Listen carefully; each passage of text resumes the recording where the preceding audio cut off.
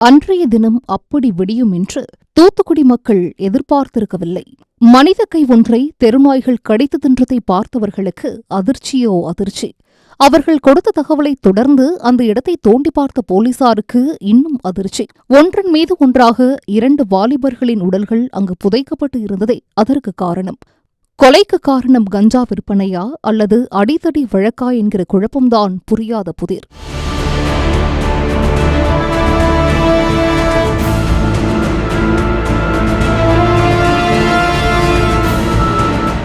இதுகுறித்து தூத்துக்குடி போலீசாரிடம் விசாரித்தோம். தூத்துக்குடி கோவில்பிள்ளை நகர் அருகே இருக்கும் பண்டுகரை பகுதியைச் சேர்ந்தவர் அருள்ராஜ். கடந்த ஜூலை 27ஆம் தேதி முதல் அவரை காணவில்லை.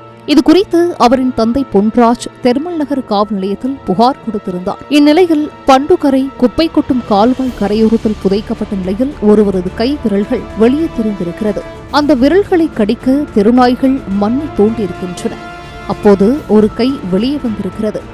உடனே அந்த கையை தெருநாய்கள் கடித்து குதறியிருக்கின்றன. இதை பார்த்து பயந்து போன அப்பகுதி மக்கள் காவல் நிலையத்திற்கு தகவல் கொடுத்தனர். பாட்டுக்கு போன போலீசார் விசாரணையை தொடங்கினர். அப்போது அருள்ராஜ் என்பவர் காணாமல் போனதாக காவல் நிலையத்தில் புகார் வந்திருக்கும் விஷயம் போலீசாருக்கு நினைவு வந்தது.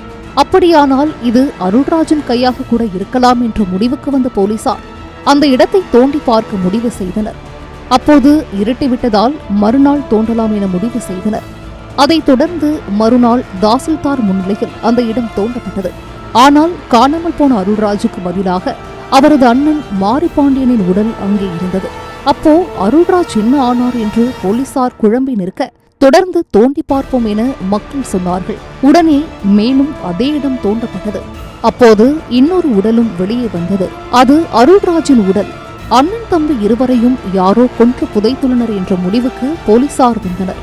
2 உடல்களையும் அங்கேயே பிரேத பரிசோதனை செய்ய ஏற்பாடு செய்யப்பட்டது. இந்நிலையில் அதே பகுதியை சேர்ந்த ரிதன் சதீஷ் கும்பலுடன் கொலையான மாரிபாண்டி அருள்ராஜுக்கும் இடையே சில நாட்களுக்கு முன்பு தகராறு ஏற்பட்டுள்ளது. சதீஷ் தன் நண்பர்களுடன் மாரிபாண்டி வீட்டிற்கு சென்று மிரட்டிய விவரமும் தெரியவந்துள்ளது. அதன் பிறகுதான் சகோதரர்கள் இருவரும் காணாமல் போனர். மாரிபாண்டியை பொறுத்தவரை திடீரென எங்கேயாவது சென்று விடுவார். அப்படி செல்பவர் பல நாட்கள் கழித்துதான் வருவார். எனவே அவரை பற்றி அவரது குடும்பத்தினர் கவலைப்படவில்லை. ஆனால் அருள்ராஜ் கண் பார்வை பாதிக்கப்பட்ட மாற்றுத்திறனாளி. அதனால் அவர் காணாமல் போனது அவரது உறவினர்களுக்கு சந்தேகத்தை ஏற்படுத்த அவரை மட்டும் தேடியுள்ளனர். அதன் பிறகுதான் அவர்கள் கொன்று புதைக்கப்பட்ட விஷயம் வெளியே தெரிந்திருக்கிறது.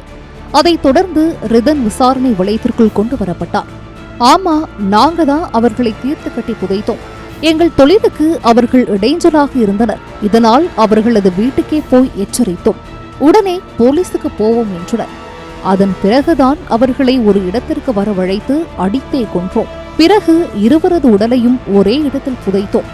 2 நாட்களாக அந்த இடத்தை கவனித்து வந்தோம். யாருக்கும் எதுவும் தெரியவில்லை. இனி பிரச்சனை இல்லை என்று ஜாலியாக இருந்தோம். தெருநாய்கள் காட்டிக் கொடுத்து விட்டன என்று உண்மையை ஒப்புக்கொண்டார். இதையடுத்து இதற்கு உடந்தையாக இருந்த லிங்கராஜ், முனீஸ்வரன், சங்கர் ஆகியோரும் கைது செய்யப்பட்டனர். பண்டுகரை பகுதி மக்களிடம் பேசினோம். ரிதன், சதீஷ் கோஷ்டியும் மாரிபாண்டி கோஷ்டியும் வேலை வெட்டிக்கு போகாமல் ஊர் சுற்றி திரியும் கும்பல். டாஸ்மாக் சரக்கு வாங்கி திருட்டுத்தனமாக விற்பார்கள். கஞ்சா பழக்கமும் இருக்கு. இது தொடர்பான தகராறு அவர்களுக்குள் ஏற்பட்டுள்ளது. அதில் சதீஷ் கோஷ்டியின் கை ஓங்கிவிட்டது. எனவே மாரிபாண்டியும் அருள்ராஜும் போலீஸ் பாதுகாப்பில் ஒதுங்க நினைத்தனர். அதைத் தொடர்ந்துதான் இந்த இரட்டை கொலை நடந்துள்ளது. நாய் மட்டும் கையை வெளியே இழுக்கவில்லை என்றால் இந்த சம்பவம் நடந்ததே வெளியே தெரியாமல் போயிருக்கும் என்றனர். மாவட்ட எஸ்பி ஆல்பர்ட் ஜானிடம் கேட்டோம். சமீபத்தில் செந்தூரபாண்டி என்பவரின் மகன் தற்கொலை செய்து கொண்டார். அவர் ரிதனின் சகோதரர். அந்த தற்கொலைக்கு மாரிபாண்டியும் அருள்ராஜும் தான் காரணம் என்று செந்தூரபாண்டி குடும்பத்தினர் நினைத்தனர். அதனால் அவர்களுக்குள் முன்விரோதம் இருந்தது. அதுதான் இந்த இரட்டை கொலைக்கு காரணம். மற்றபடி கஞ்சா, டாஸ்மாக் சரக்கு விற்பனை என்று சொல்வதெல்லாம் தவறு என்றார்.